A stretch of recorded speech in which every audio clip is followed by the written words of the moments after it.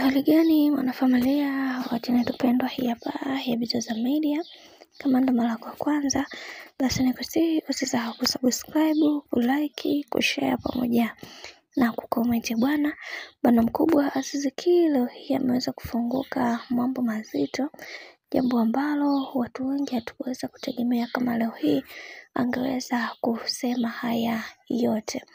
Lakini pia tuliweza kuona baadhi ya mashabiki wengi waliweza kuliongelea hili, na tukataka kuweza kupata udhibitisho mkubwa kutoka kwa mwenyewe Azizi Ki. Kitu ambacho Azizi Ki alichoweza kukisema ni kwamba kwa wakati huu sipo kabisa na bibie Hamisa Mobeto, kwa sababu tumeshaweza kugombana muda mrefu, na chanzo cha ugomvi wetu ni kutokana na bibie Hamisa Mobeto kuto kunisikiliza kwenye kila hatua ya maisha ambayo ninayomuelekeza. Yani amekuwa mwanamke ambaye mara zote anahitaji yeye kuweza kusikilizwa.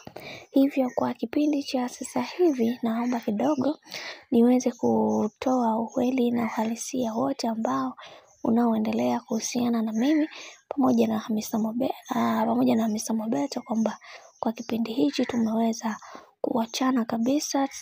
Sababu ya ugomvi ndo kama hivyo, ndo kama hivyo ambavyo nilivyoweza kuwaambia. Na pia Azizi Ki aliweza kuandika na kusema kwamba nilifikiri nimeweza kuoa mwanamke ambaye atakayeweza kuijali familia yangu na kuipenda familia yangu, lakini nimekutana na changamoto nyingi sana kwenye ndoa yangu baada ya kuweza kumuoa Hamisa Mobeto.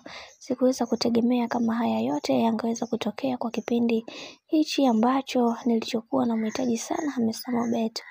Niseme yote kwa yote, ninakushukuru kwa kila kitu ambacho alichoweza kunifanyia katika maisha yangu yote, na kingine naendelea kuweza kumwombea kwa Mungu, huenda akapata mwanaume ambaye aliye bora zaidi yangu, ila kwa upande wangu mimi hapana. Kwa hivyo ambavyo anavyotaka yeye, kiukweli sitaki kabisa kuweza kueleza, lakini natamani Watanzania muweze kujua kwamba Hamisa ni mwanamke mzuri, lakini pia ana changamoto zake nyingi ambazo mimi kama mwanaume nimeshindwa kuweza kuzivumilia.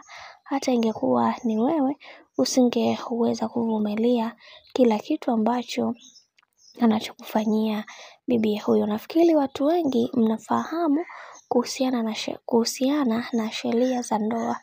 Mara zote mwanamke lazima aweze kumfuata mwanaume popote pale alipo, lakini kwa Hamisa Mobeto amekuwa mtu ambaye anayejali pesa kuliko mume wake. Kwa upande wangu mimi sitamani kuweza kuona mwanamke wangu ananicontrol kwa kila hatua ambayo ninayoifanya. Hivyo mimi kama mwanaume sikutegemea kuweza kuona Hamisa Mobeto ananifanyia vitimbwi kama hivi.